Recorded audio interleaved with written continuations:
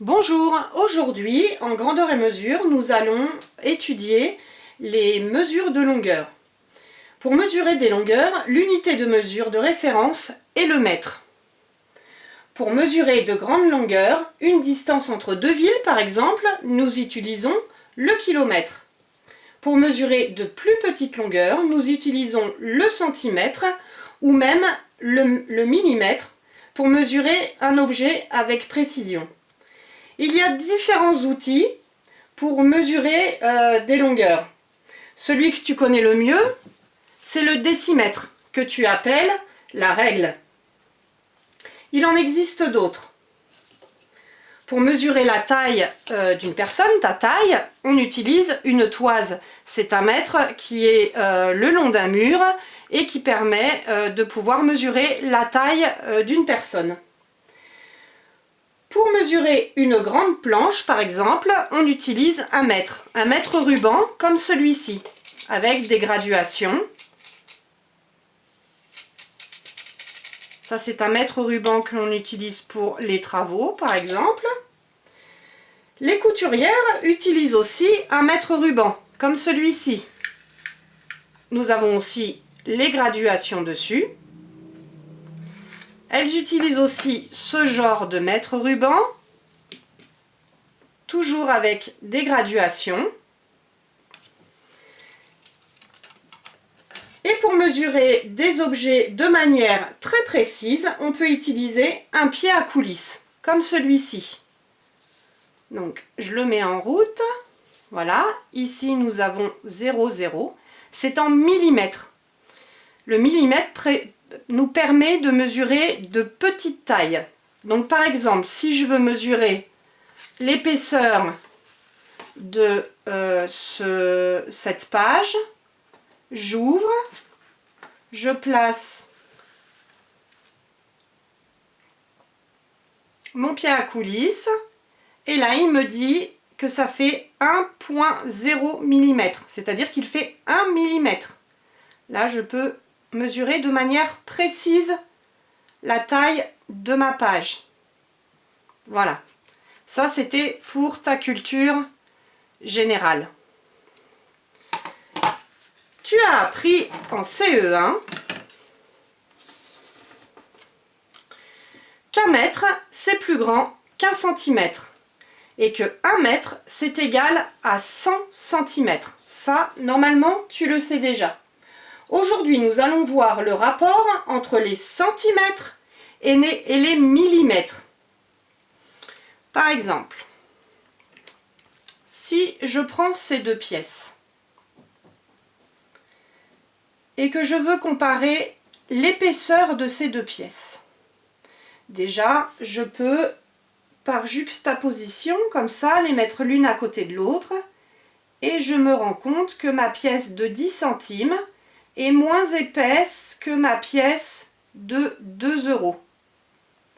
Maintenant, si je veux mesurer ces deux pièces pour connaître leur longueur, l'outil que tu as, c'est le décimètre, la règle. Alors je regarde. Ici, elle mesure à peu près, c'est pas très précis, elle fait à peu près 2 mm. Tandis que ma pièce de 2 €, elle fait à peu près 3 mm. Il y a un petit millimètre de différence entre ces deux pièces. On voit bien que cette pièce-là est moins épaisse que cette pièce-là.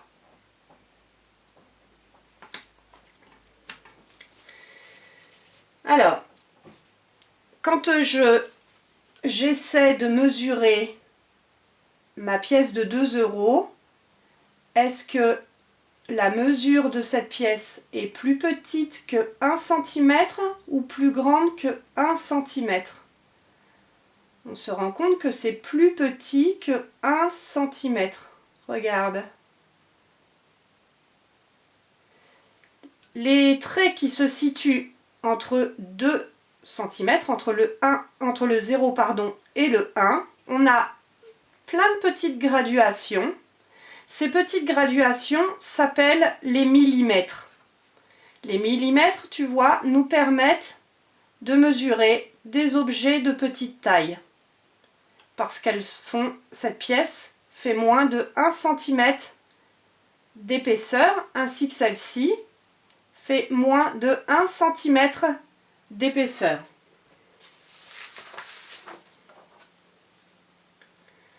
Donc nous disions qu'entre 2 cm, nous avions plein de petites graduations, et ces petites graduations s'appellent des millimètres. Si tu as une règle près de toi, tu peux regarder et compter le nombre de petits traits qu'il y a entre le 0 par exemple et le 1, entre 0 cm et 1 cm. Si je compte le nombre de petits traits, j'en ai 1, 2, 3, 4, 5, 6, 7, 8, 9 et 10. Entre 0 et 1 mm, entre 0 et 1 cm, j'ai 10 mm. On peut donc dire que 1 cm est égal à 10 mm.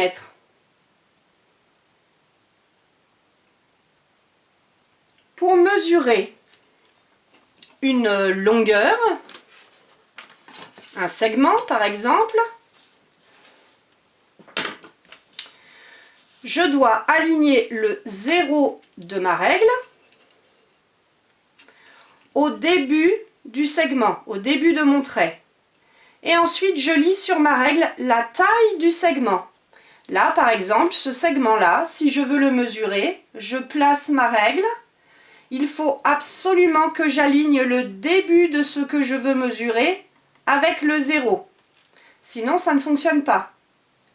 Et là, la fin de mon segment, la fin de mon trait, s'arrête à 7. Ta règle est graduée de centimètres en centimètres. Donc là, j'ai 1 cm, 2 cm, 3 cm, 4 cm, 5 cm, 6 cm et 7 cm. Ce segment-là mesure 7 cm. Celui du dessous maintenant, si je veux le mesurer,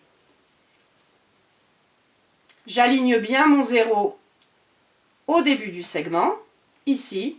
C'est vraiment primordial ça, c'est ce que tu dois faire, vraiment aligner le 0 avec le début de ce que tu veux mesurer. Et là, mon trait s'arrête, mon segment s'arrête entre la graduation 9 cm et la graduation 10 cm. Il faut donc que je compte combien j'ai de petits millimètres après 9 cm. C'est sûr, déjà, il mesure 9 cm. On a 9 cm plein. Donc il mesure un petit peu plus de 9 cm, mais il n'arrive pas à 10 cm, donc il est un petit peu plus petit que 10 cm.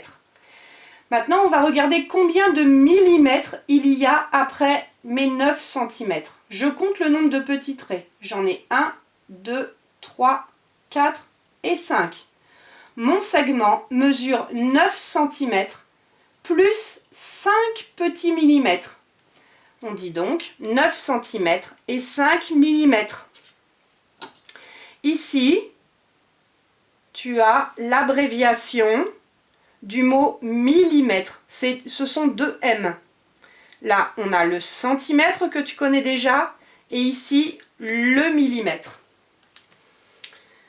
Alors, ce qu'il faut retenir, le mètre. Le mètre est plus grand que le centimètre, qui est plus grand que le millimètre. 1 mètre est égal à 100 cm. Ça, tu le savais déjà en CE1. Et aujourd'hui, nous venons de voir que 1 cm était égal à 10 mm.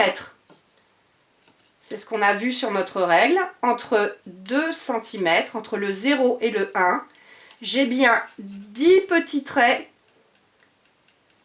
entre mes deux graduations, 10 petits traits de millimètres. Donc on peut dire que 1 cm est égal à 10 mm. J'espère que cette vidéo t'a aidé et je te dis à bientôt.